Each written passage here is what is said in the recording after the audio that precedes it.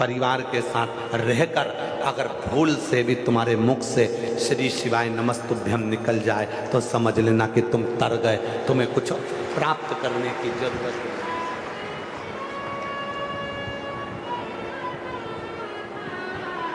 कुछ नहीं।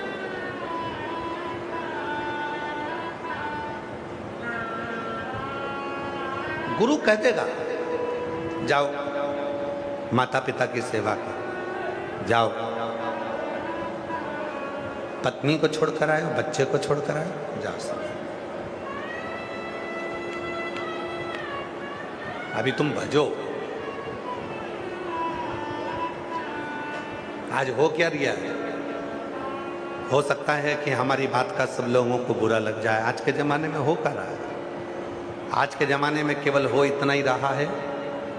पहले के समय में आप लोग तो समझदार हैं, हरियाणा में निवास करते हैं और पूरा विश्व इस कथा को सुन रहा है। आप सब बहुत विद्वान हैं। ईमानदारी से बोलना, जितने हरियाणा के लोग यहाँ बैठे हैं गरुड़ा की पवित्र धरा पर, जितने हरियाणा के लोग कथा को श्रवण कर रहे हैं और जितने देश विदेश में बैठकर भक्त कथा को सुन रहे हैं, ईमानदारी से बोलना, आम का पेड़, आम का बगीचा, आम का वृक्ष, कच्चा आम हरा आम, अगर अपने आप वो हरा आम कच्चा आम अपने आप जमीन पर नहीं गिरता, उसको झड़ाना पड़ता है, डंडे से गिराना पड़ता है या आपस में घर्षण होगा तो गिरेगा। पर जो आम पक गया, पीला पड़ गया, एकदम पक गया, कच्चा आम उसको गिराना पड़ेगा। कच्चा आम खाओगे तो खट्टा लगेगा, कच्चा आम पेड़ से गिरेगा तो उसके साथ डंडी लगी होगी।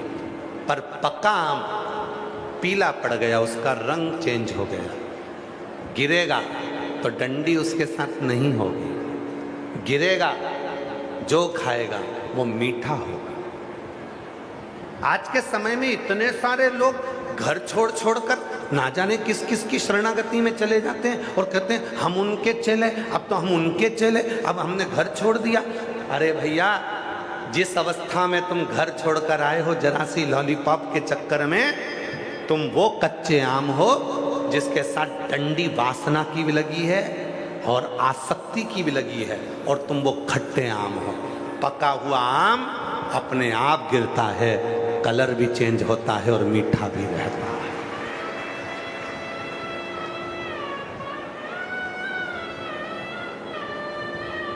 पका आम कैसे होता है? कच्चा आम किसको कहते हैं? कच्चा आम वो आम है जिसके मन में आया कि अरे आज के ज़माने में तो भैया ये सब फालतू की बातें हैं, फैक्ट्री खोलो, ये करो वो करो, संत बन जाओ, महात्मा बन जाओ, महाराज बन जाओ, खूब जोरदार जोरदार गाड़ियों में घूमेंगे, लोग पाँव पड़ेंगे, दक्षिणा देंगे, पैसे आएंगे, धन आएगा।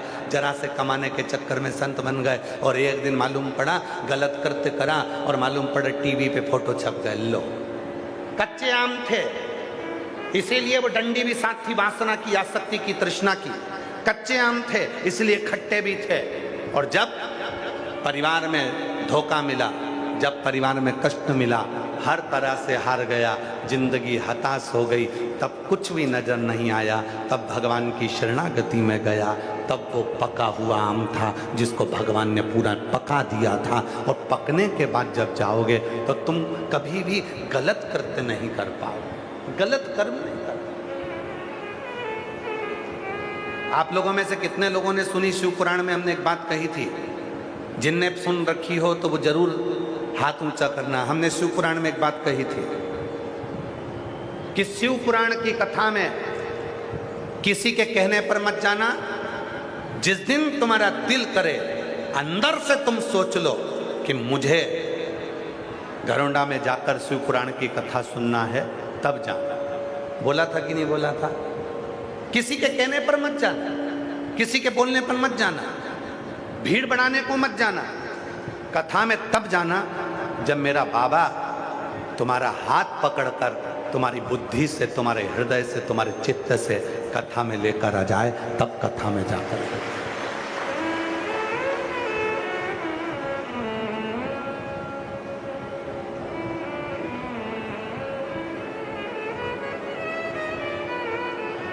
आज ये कथा घरोंडा की भूमि पर सफल क्यों हो रही है? ये कथा के पहले जो हुआ वो अपनी जगह पर है, पर कथा आज सफल क्यों हो रही है? कोई बताए घरोंडा वासी की आज ये कथा घरोंडा की मंडी में जो चल रही थी 7 दिन हमारे हरियाणा में, हरियाणा का जो गौरव बनी ये कथा सफल क्यों हुई है? उसके सफल होने का केवल एक कारण है। पहले उस कथा को लोग केवल खुद की समझते थे। आज जो घरोंडा वासी इस कथा को करवा रहे हैं ये एक की नहीं है। घरोंडा वालों ने सोच लिया ये कथा घर घर की है, पूरी समाज की है, बच्चे बच्चे की है, जीजियों की है, बुजुर्ग माताओं की है, बुजुर्गों की है। उन्होंने ये सोचा, घरोंडा वासियों ने ये सोचा कि आज इतनी कथा में अगर इस घरोंडा में अगर भक्त आए हैं तो ये शंकर के भक्त आए, ये हमारे घर के मेहमान आए, मैं साधुता दूंगा। कल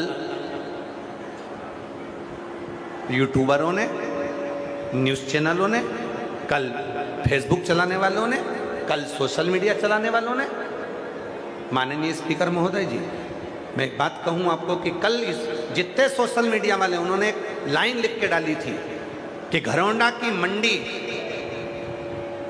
गल्ला मंडी घरोंडा की पूरी भक्तों से भरा चुकी है, इसलिए घरोंडा वासियों संगत को अब तुम्हें अपने घर में रुकाना है। तो उसमें नीचे जो लोगों ने कमेंट्स करा तो उन्होंने लिख कर डाला कि हम घरोंडा वासियों के घर बाहर से आए हुए भक्तों के लिए खुले पड़े हैं।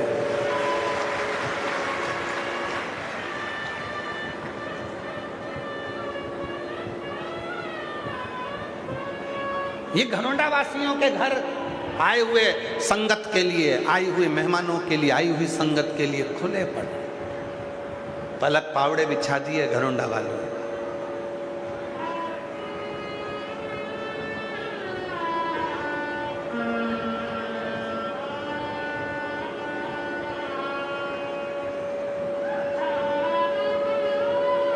एक कथा हुई थी जहां लोग पानी के लिए भी तरस गए थे, इतनी बड़ी सिटी में होने के बाद भी। और एक कथा छोटे से खेड़े में हो रही है जहाँ पर पानी तो पानी, मीठा पानी, जहाँ पर भोजन, जहाँ पकवान, जहाँ मिठाई, जहाँ खिचड़ी, चावल, मीठा, नमकीन, कोल्ड ड्रिंक, फ्रूटी, लस्सी, टॉफ़ी, बिस्कुट, लोगों ने ऐसे बांटे जैसे इनके घर में बेटी का ब्याह है और बारात आई है। लोगों ने ऐसे बांटे। एक कथा हुई थी बड़ी सिटी में, बहुत नाम हुआ, ये हुआ वो हुआ, पर जिगड़ा चाहिए जिगरा, और वो जिगरा है हरियाणा वालों में। हरियाणा का व्यक्ति खाना भी जानता है तो खिलाना भी जानता है।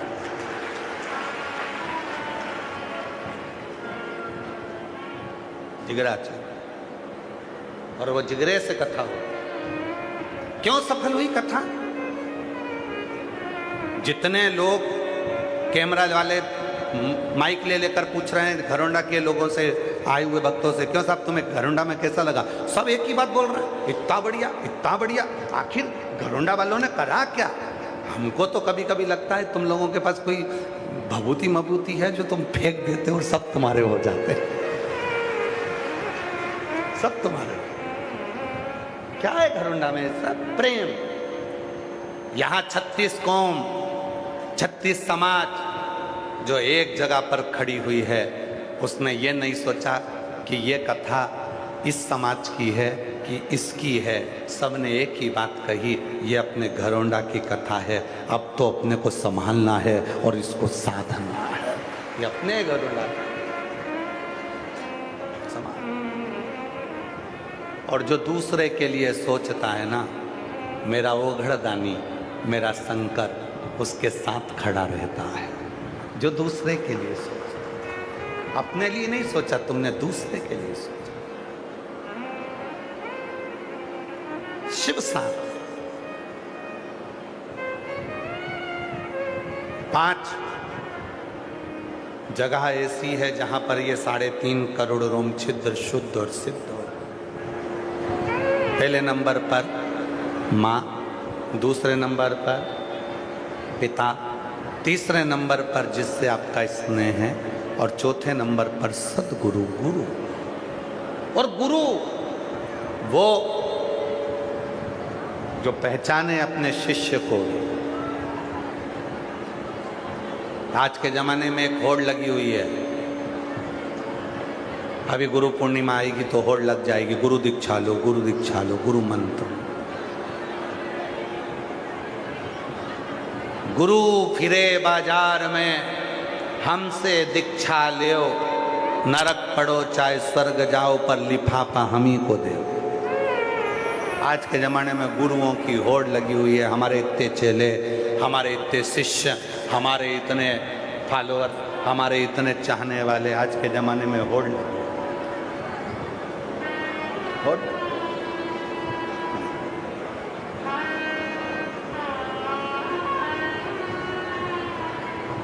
पानी पियो छान, गुरु करो जान। 50 बार विवेक में आए तब गुरु करना। और अगर कोई अच्छा गुरु तुम्हें पूरी जिंदगी में ना मिले तो बिल्कुल गुरु मंत्र लेना ही मत। पति को गुरु मानना, माता पिता को गुरु मानना, और जिस मंदिर में एक लोटा जल चढ़ाते हो उस महादेव को गुरु मानना। जब तक अच्छा गुरु ना मिले तुम्हें जिंदगी में बिल्कुल नहीं भटकना। पति को गुरु मानो, माता पिता को गुरु मानो, और शिव जी के मंदिर में एक लोटा जल चढ़ाते हो उसको अपना गुरु मानो। वो शिव मेरा गुरु है। तुमेव माता च पिता तुमेव बंधु च सखा, तू ही सब है, तुझ में ही सब समाया है। तुझ में रब दिखता है यारा, मैं क्या करूं, सब उसी में दिखता है, कहां भटकोगे।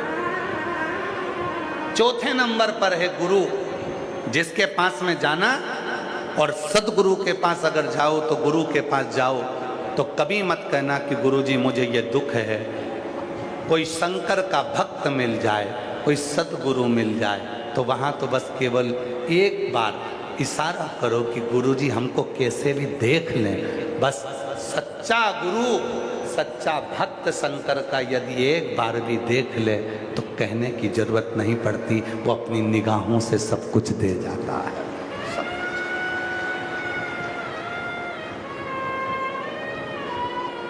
केवल देख।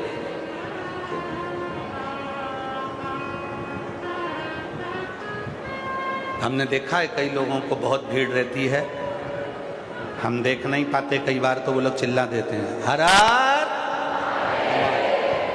वो चिल्लाए, ध्यान उनकी ओर जाता है तो देखने में आ जाए, कई बार उनके स्मरण में। गुरु देख ले,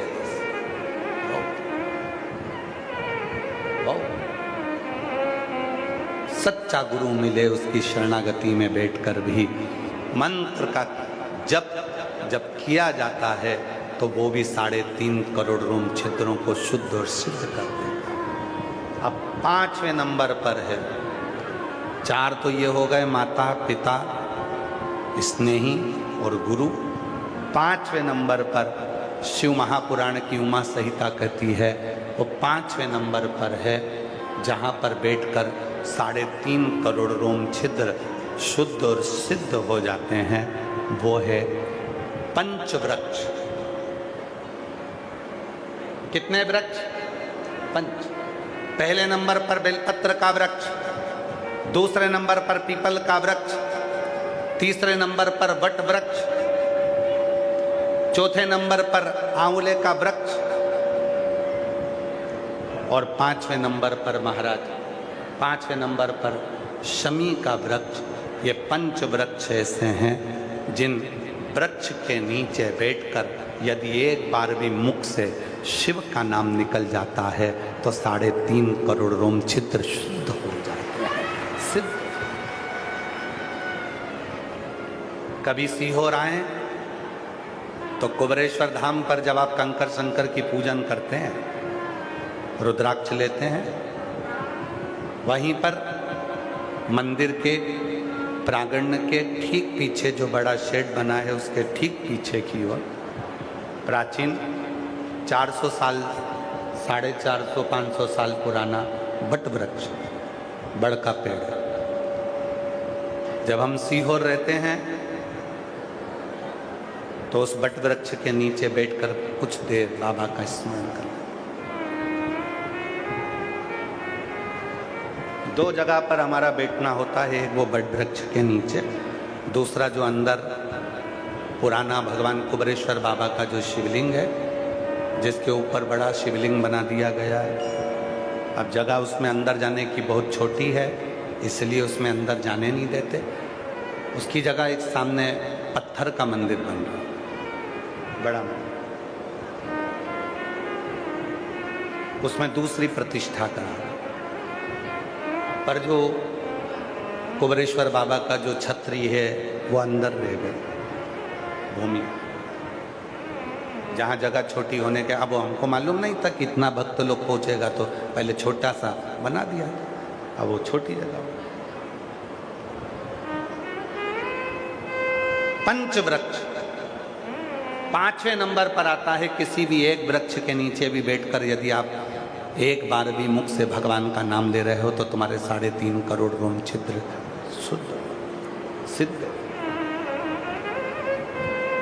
जब सीहोर आए, जब काशी जाएं, उज्जैनी जाएं, प्रयाग जाएं, ब्रज जाएं, अयोध्या जाएं, किसी भी तीर्थ में जब आप जाएं तब वहाँ का जो प्रसिद्ध वृक्ष होता है उस वृक्ष के नीचे कुछ देर बैठकर यदि हम एक बार भी भगवान का नाम लेते हैं तो हमारे 3.5 करोड़ रोम छिद्र शुद्ध और सिद्ध हो जाते हैं और हमारे जीवन की सार्थकता से। जब आप कुबरेश्वर धाम पर आए, उज्जैनी जाएं तो सिद्धबट पर जाएं, प्रयागराज जाएं तो सिद्धबट पर जाएं, जब किसी पवित्र वृक्ष के नीचे बैठकर जब हम मंत्र का उच्चारण करते हैं, मौन होकर 2 क्षण के लिए बैठकर उसको स्मरण करते हैं तो उसका फल क्या? अब किसी ने पूछा गुरुजी 3.5 करोड़ रोम छिद्र जो हमारे शुद्ध कर देते हैं, सिद्ध कर देते हैं, इसका फल क्या मिलता है? फिर निवेदन है आप लोग सामूहिक रूप से बैठकर जब मंत्र का उच्चारण करते हो, वो मंत्र जब टूटते हैं तो वो हमारे रोम छिद्रों को सिद्ध करते हैं।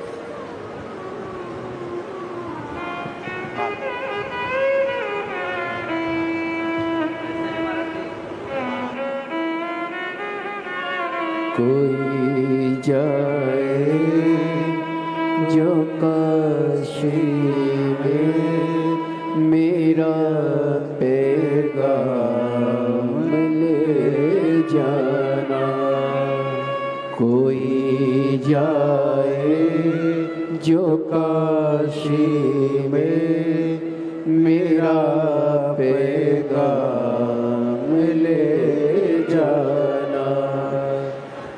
जब आप कोई तीर्थ में जाएं, किसी तीर्थ में पहुंचे और वहां पर कोई पवित्र वृक्ष हो, उसके नीचे जरूर बैठो। कुछ क्यों इतना महत्व है कि शिव महापुराण की कथा में जाओ तो वहां की मिट्टी को, शिव महापुराण की रज को अपने शरीर से लगाओ, अपने मस्तक पर।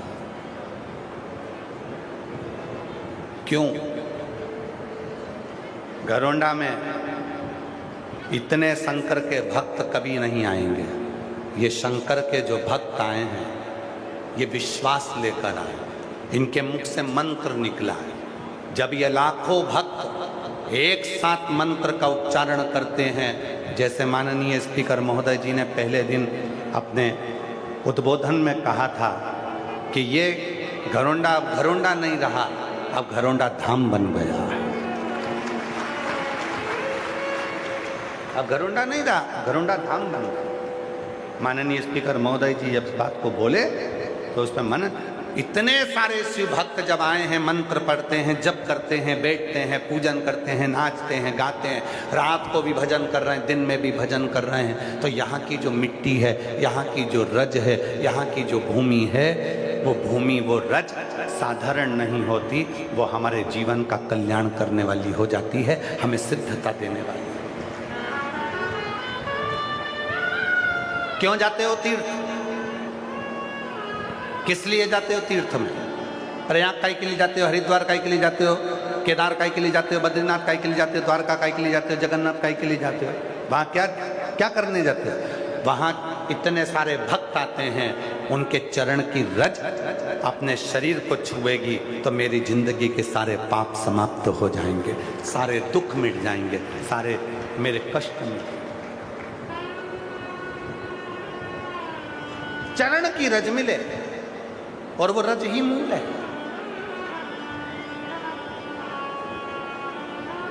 रज ही तो मूल है। भागवत जी किस किसने सुनी है? हाथ उठाओ जिन्होंने भागवत सुनी है। सबने सुनी है। भागवत सुनी होगी तो उसमें एक प्रसंग आता है, भगवान ने मिट्टी खाई। सुनी है कि नहीं सुनी? भगवान कृष्ण ने मिट्टी खाई, ये तो सबने सुना, पर श्रीमद् भागवत सुबोधनी में वर्णन आता है कि भगवान मिट्टी क्यों खाए, क्यों खाए, किस लिए खाई? कभी विचार करा कि भगवान ने मिट्टी क्यों खाई? श्रीमद् भागवत में स्मरण करो कि भगवान कृष्ण को क्या जरूरत पड़ गई थी जो उन्होंने अपनी ही चरण की रज उठाकर खा ली, अपने ही पांव की मिट्टी खुद ने खा ली। उसका कारण केवल एक था, एक था। पूतना आई थी, सारे ब्रज के बच्चों को दूध पिलाती पिलाती सबके प्राण हरती हरती आई थी, और सारे ब्रज के जितने बच्चे पूतना के विष से मरे थे, उनके प्राण पूतना के स्तन में भरे थे। जब पूतना भगवान के पास गई और भगवान ने जब उसका स्तन पान किया, दूध पिया, तो सारे ब्रजवासी जो अंदर बच्चे जो मरकर उनके प्राण अंदर फंसे थे स्तन में, उसको भगवान ने खींच लिया।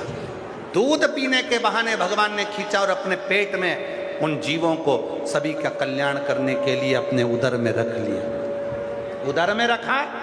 भगवान ने विचार करा, जब मैं गौएं चराऊंगा, गाय को चराने के लिए जाऊंगा, गाय आगे आगे चलेगी, मैं पीछे पीछे चलूंगा, पर बात जब वापिस आएंगे फिर गाय आगे चलेगी, जब गाय आगे चलेगी तो मेरे चरण की रज उड़ेगी, उड़ेगी तो वृक्षों पर जाएगी, पक्षियों पर जाएगी, मनुष्यों पर जाएगी, इनका कल्याण मेरी रज लगने से हो जाएगा। पर जो ये मेरे पेट में जो पूतना के शरीर से मैंने निकाले हैं, इनका उद्धार कैसे होगा? तो भगवान ने अपने ही चरण की रज अंदर मुख में रखकर खा लिया और अंदर बैठे हुए जीवों का कल्याण कर दिया।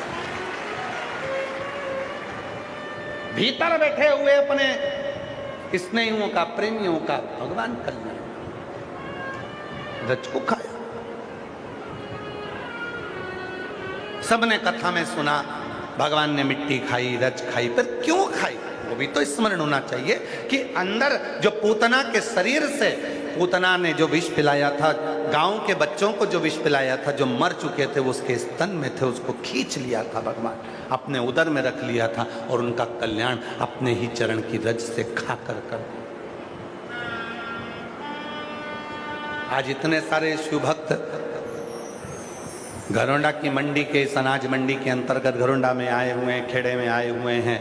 इतने भक्त जब भगवान का भजन करते हैं तो वहाँ की मिट्टी भी, वहाँ की रज भी कल्याण करने लगती, कल्याण।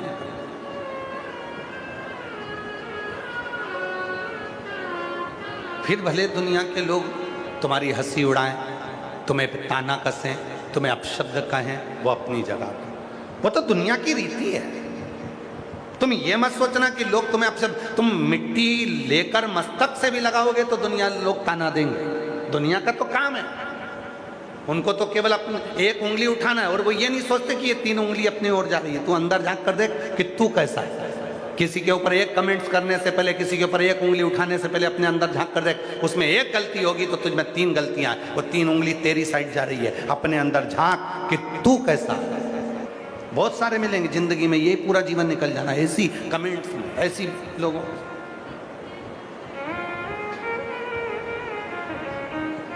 दुनिया की रीति है, वो बिना बोले नहीं रह सकते, क्योंकि दुनिया के लोगों को मालूम है पत्थर कभी भी बमूल के पेड़ पर नहीं मारा जाता, पत्थर कभी भी कांटों के पेड़ पर नहीं मारा जाता, पत्थर हमेशा फल वाले पेड़ पर ही मारा जाता है। जिसमें फल होता है लोग उंगली उसी पर उठाते हैं। तो मैं फल ही नहीं है। अगर कोई तुम पर ताना नहीं दे रहा, कोई तुम पर कमेंट्स नहीं कर रहा, कोई तुम्हें अपशब्द नहीं कह रहा, तो समझ लेना तुम में फल मल नहीं है। जो फलित है, जो फलवान है, उस पर लोग ताना देंगे, उसको लोग अपशब्द कहेंगे, उस पर लोग कमेंट्स करेंगे, दिन रात गाली देंगे, दिन रात अपशब्द कहेंगे, दिन रात। उठाओ, ज्यादा दूर मत जाओ, दिल्ली चले जाओ। भारत के माननीय प्रधानमंत्री जी को देखिए,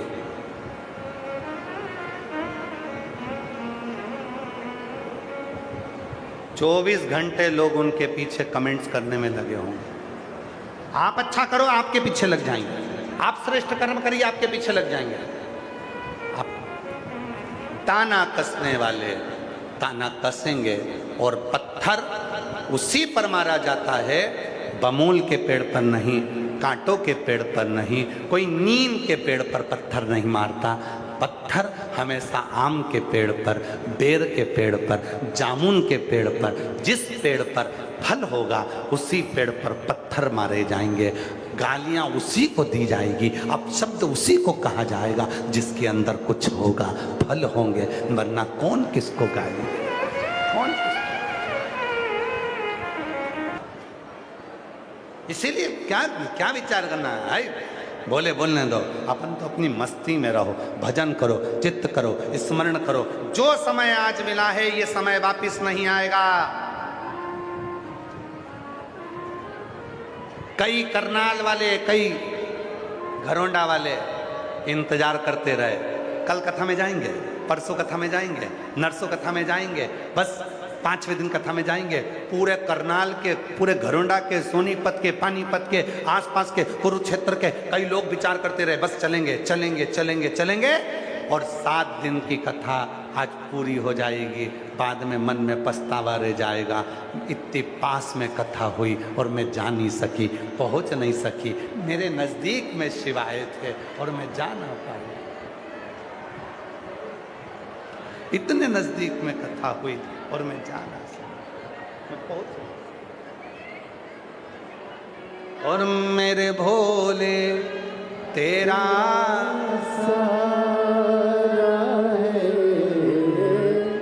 मेरे भोले तेरा सहारा है, मेरी नैया का तू किनारा है, मेरी नैया का तू किनारा है, मेरे बाबा तुझे पुकारा है, मेरे बाबा तुझे पुकारा है, मेरी नैया का तू किनारा है, मेरी नैया का तू किनारा।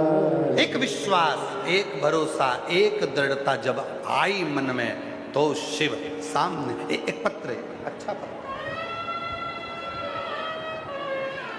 पत्र देखिए, बड़ा सुंदर।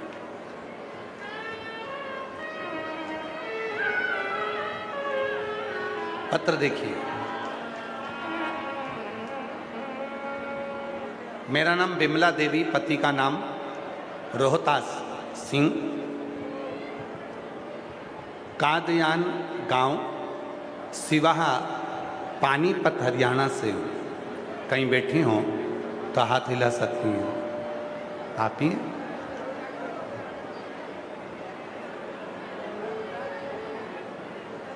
पानीपत हरियाणा से हूँ, मेरा फ़ोन नंबर ही है। भोले बाबा की कृपा का मैं क्या बखान करूं गुरुजी।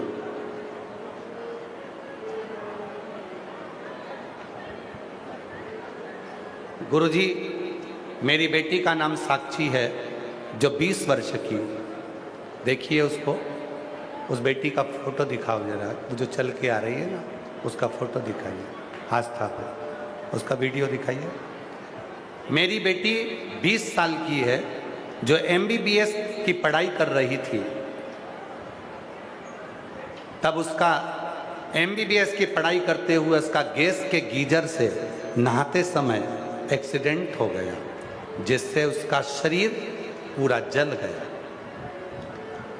पानी इतना गर्म था, जब वो गीजर का पानी जैसे उसके सिर पर पड़ा कि उसके दिमाग की जो ऑक्सीजन थी वो खत्म हो गई। डॉक्टरों ने उसे कई दिनों तक वेंटिलेटर पर रखा, हालत कुछ सुधर नहीं हुआ। गुरुजी, डॉक्टरों ने जवाब दे दिया कि इसका बच पाना मुश्किल है। तब गुरुजी, मेरी सहेली ने सीहोर का रुद्राक्ष दिया और जल पिलाने को कहा। तब गुरुजी, मैं रुद्राक्ष का जल मेरी बेटी को पिलाने लगी। 2-3 दिन बाद गुरुजी उसकी हालत में सुधार आया। सुधार दिखा तो डॉक्टरों ने फिर से इलाज शुरू किया, लेकिन यह भी कह दिया डॉक्टरों ने कि अब ये कभी अपने पैरों पर चल नहीं पाएगी और दिमाग भी इसका काम नहीं कर पाएगा। गुरुजी, डॉक्टरों की रिपोर्ट सुनकर मैं रोने लगी। क्या मेरी बेटी कभी नहीं चलेगी, कभी उसका दिमाग काम नहीं करेगा? तभी मालूम पड़ा कि सीहोर वाला बाबा घरोंडा आ रहा है। एक विश्वास लेकर बेटी को व्हील चेयर पर लेकर कथा में आकर बैठ गई। डॉक्टर ने कहा था ये कभी नहीं चलेगी। रोज कथा में लेकर आती अपनी बेटी को और उससे कहती, बेटा सीहोर वाला बाबा कहता है तू चलेगी जरूर। और यही 7 दिन पूरे नहीं हुए गुरुजी, कल कथा के 6ठे दिन पहली बार मेरी बेटी ने चलना प्रारंभ कर दिया।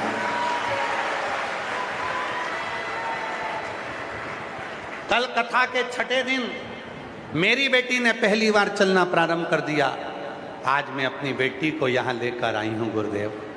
मैं नहीं जानती कि आपकी पुराण शिव पुराण में ऐसा क्या है, पर आज छाती ठोक कर कहती हूँ कि मेरी बेटी को चलाने वाला केवल भोलेनाथ है, जिसने व्हील चेयर से उठा दिया और चला दिया। और अब विश्वास से मेरी बेटी का बुद्धि भी काम करने लगी। जो मेरी बेटी MBBS कर रही थी, उसका एक्सीडेंट जो हुआ गर्म पानी से, गीजर के पानी से, बाबा अब मेरी बेटी में सुधार हुआ है। मैं प्रणाम करने के लिए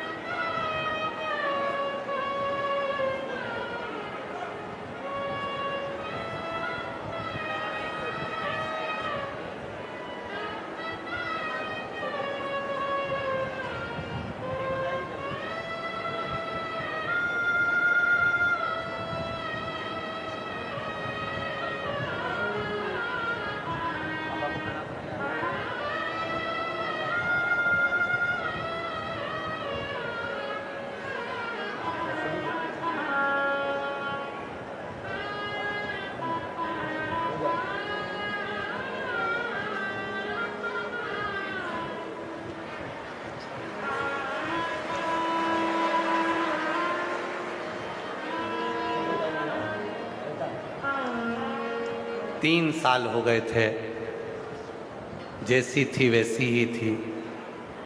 कथा में विश्वास के साथ आई थी कि अब चलाएगा तो भोलेनाथ चलाएगा, और 6ठे दिन की कथा में चलने लगी और 7वें दिन की कथा में स्टेज पर आ गई। जोरदार ताली बजाइए बाबा की।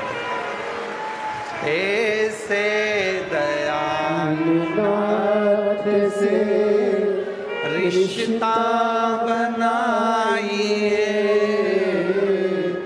ऐसे दयालु नाथ से रिश्ता बनाइए,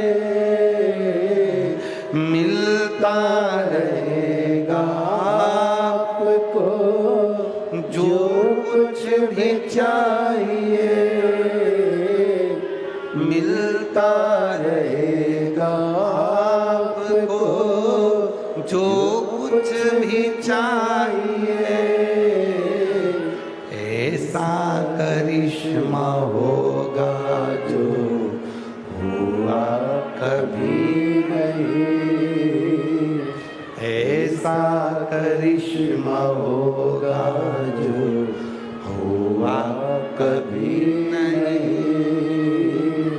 मांगा है भोलेनाथ से वरदान लेके, बोलो बोलो, मांगा है भोलेनाथ से आवाज आना चाहिए, मांगा है वरदान, तेरी कृपा बनी रहे जब तक है जिंदगी,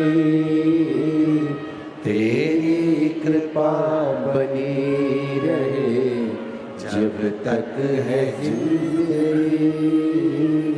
मांगा है भोलेनाथ से वरदान लेके भी, ये उसकी कृपा होना चाहिए, और जब तक उसकी कृपा नहीं होगी तब तक कुछ प्राप्त नहीं हो सकता। कल एक भैया हमसे प्रश्न कर रहे थे, हम कल मिलने आए तो उन्होंने प्रश्न किया, क्यों गुरुजी आपकी जहां भी कथा होती है वहां लोग बाग हर कुछ डालना चालू कर देते हैं, आपकी बुराई करना चालू कर देते हैं, ऐसा क्यों होता है आपके साथ में? हमने कहा भोलेनाथ जी जान कर कर कराता है, शंकर जी को मालूम है ये सब एक साथ अगर कथा में आ जाएंगे तो इतनों को मुझे 3 महीने में देना पड़ेगा, इसलिए भोलेनाथ बुराई कराकर कई लोगों के मन में खटास उत्पन्न कर कर उनको रोक देता है, जिससे वो कथा के पंडाल तक ना पहुंचे। अगर वो सब अगर कथा में आ जाते तो मेरे शंकर भगवान को 3 महीने में इनको देना पड़ता।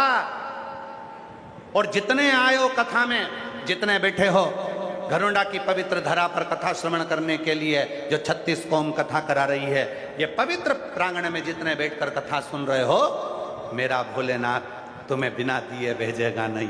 3 महीने में तुमने जो मांगा है मेरा बाबा देकर ही मांगे।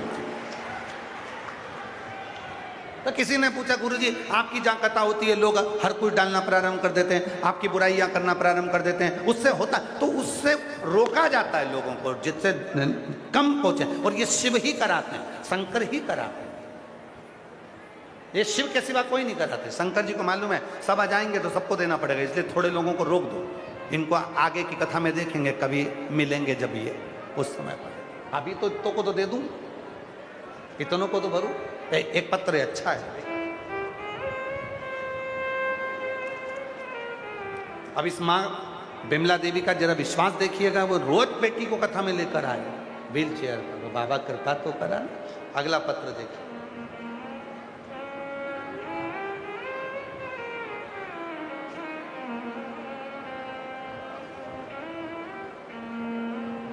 मेरा नाम रेनू आहूजा, मेरे पति का नाम अनिल आहूजा, रायपुर रानी पंचकुला से आई हूँ।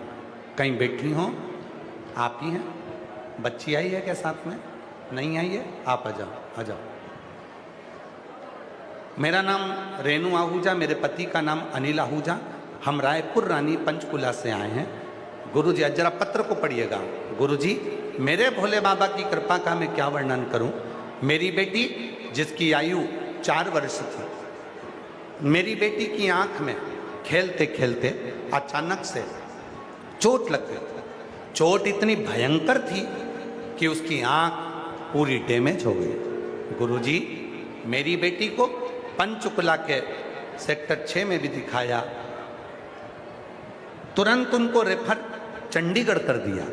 पीजीआई में मेरी बेटी का इलाज चला और आखिरी में डॉक्टरों ने बोल दिया कि इसकी आंख अंदर से फट चुकी है, जिसके कारण इसकी आंख के अंदर खून बह रहा है। इमरजेंसी में उसको ऑपरेशन करना होगा। आंख में टांके लगे। गुरुजी, आंखों में टांके लगने के बाद भी, ऑपरेशन के बाद भी डॉक्टर ने बोला कि हो सकता है कि टांके लगने के बाद इसकी आंख में से खून बहना बंद हो जाए, पर खून बहना बंद नहीं हुआ। आंख में जो लेंस लगा था वो भी टूट गया, फिर मोतिया वो भी बेकार हो गया। गुरुदेव, डॉक्टरों ने सब कुछ मना कर दिया, इसकी आंख से दिखना बंद हो गया। गुरुजी, जब दिखना बंद हुआ, मेरी बेटी पढ़ाई कैसे करेगी?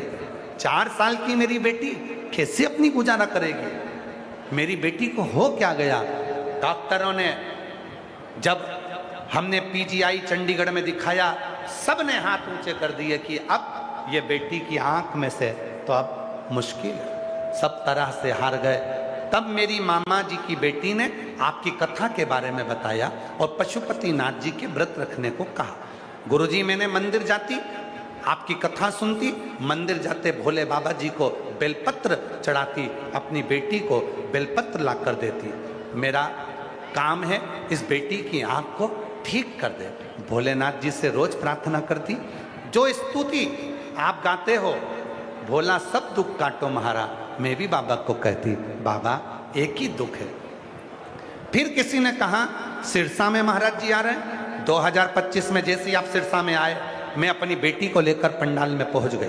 पंडाल में बेटी को कथा सुनाई, वहां की मिट्टी को लगाया और बाबा की ऐसी कृपा हुई, 6 महीने के अंदर बेटी का जब वापिस चेकअप कराया, तब मेरी बेटी की आंखों की रोशनी आना प्रारंभ हो गई। डॉक्टर भी आश्चर्य में पड़ गए कि ये बेटी तो कभी देख नहीं सकती थी, आखिर ये हो क्या रहा है? आपने 12 बजे रात को शहद शिव जी को चढ़ाकर वो शहद आंखों में लगाने का जो उपाय बताया था, वो मैंने करना प्रारंभ करा। मेरे घर के लोग कहने लगे, जब बड़े बड़े डॉक्टर इसके आंख को ठीक नहीं कर सके, इसकी रोशनी नहीं ला सके, तो ये शिवरात्रि का चढ़ा हुआ शहद वाला उपाय क्या इसके आंख ला सकता है? और वही शहद वाला उपाय में करती, बेटी की आंख में लगाती, बेटी तिल मिला जाती, खूब जलन होता, पर मैं अपनी बेटी से कहती तो धीर रख, सीहोर वाला बाबा बोला है, लाभ तो मिलेगा। आखिरी में गुरुदेव बाबा ने ऐसी कृपा कर दी कि मेरी बेटी की आंख में रोशनी आ गई। आज डॉक्टर भी आश्चर्य में हैं कि तुम्हारी बेटी कैसे देखने लगी। ये शिव की, ये शंकर की, शिव की।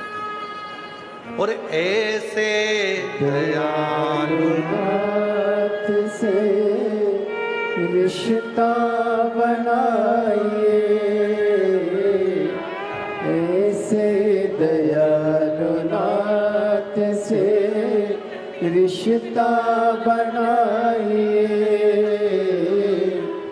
जी कह रही है स्कूल जाना भी बंद हो गया था, अब स्कूल जाने लगी, पेपर है इसलिए वो आई नहीं। जी कह रही है, वो बोलती है मुझे बचाने वाला सीहोर वाला बाबा है, पर सत्य कहूँ तो भोलेनाथ है। और शिव ही अब जी बोल रही है, सबको एक ही बात कहती है, कथा सुना करो, कथा में जाया करो, कथा सुना करो। और आज बाबा की कृपा से उसकी आंखों से देखना प्रारंभ हो गया। जोरदार ताली बजाए। मिलता रहेगा आपको जो। जी कह रही है, अब तो डॉक्टर ने चश्मे वगैरह कुछ भी नहीं दिए हैं, पूरी आंख अच्छी हो गई है और बाबा की कृपा से पूर्ण तरह से स्वस्थ हो। जोरदार ताली, साधु ताली, हर हर। मिलता रहेगा आपको जो कुछ भी चाहिए, ऐसा करिश्मा होगा जो हुआ कभी नहीं, ऐसा करिश्मा होगा जो हुआ कभी नहीं। मांगा है भोलेनाथ से वरदान एक भी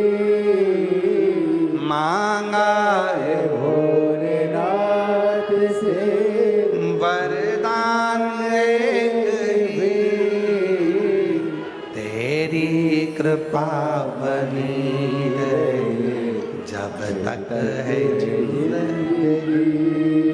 शिव कृपा करता है, शिव करुणा करता है, शिव दया करता है, कोई दूसरा नहीं कर सकता।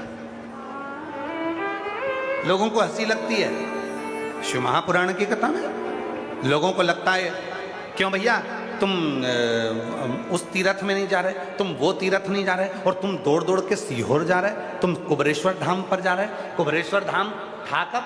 कुबरेश्वर धाम लोग दौड़ कर जा रहे हैं। आखिर कुबरेश्वर धाम पर ऐसा है क्या?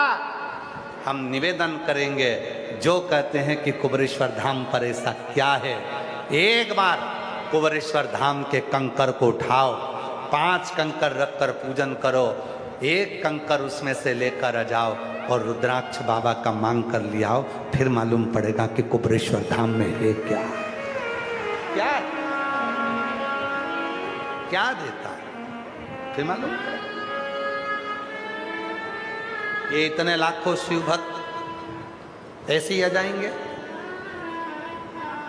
क्या? ये लाखों शिव भक्त बिना निमंत्रण के, ना तो इनके पास कोई ने पीले चावल दिए, ना इनको निमंत्रण भेजा, ना पत्रिका दी, ना बैनर लगा, ना फ्लेक्स लगा, पूरे घरों में कहीं बैनर फ्लेक्स नहीं, कहीं पत्रिका नहीं, कहीं निमंत्रण नहीं, कहीं पीले चावल नहीं, कोई जाकर हाथ जोड़कर नहीं बोला कि तुम आना। उसके बाद भी बिना प्रचार, बिना प्रसार, बिना बोले, बिना अलाउंस के, अगर भजन संध्या होती है तो पहले अलाउंस करना पड़ता है, आज भजन संध्या ये चौक पे होगी, ये चौक पे होगी, लोग फिर भी ना जाए। और यहाँ क्यों आए हो? क्योंकि सबको मालूम है, सबको पता है, कथा में जाकर बैठूंगी, दिल से सुनूंगी, बाबा से विनय करूंगी, मेरा बाबा मेरे दुख मिटाकर ही रहेगा, ये उसको मालूम है। बच्चे का फोटो दिखाया जा रहा है, जिसका भी हो आकर लेकर जाइएगा।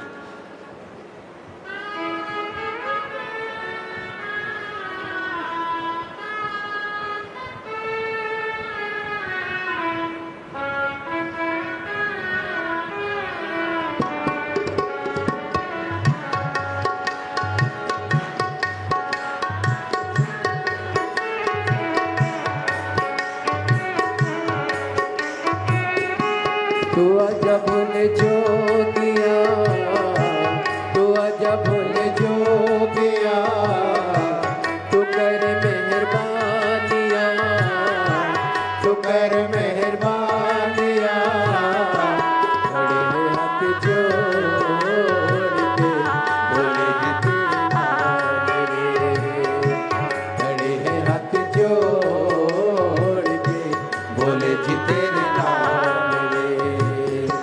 तू आजा बोले जोगिया, तू कर मेहरबानिया, तू आजा भोले जोगिया, तू कर मेहरबानिया, तू आजा भोले जोगिया, तू कर मेहरबानिया, खड़े हैं हाथ जोड़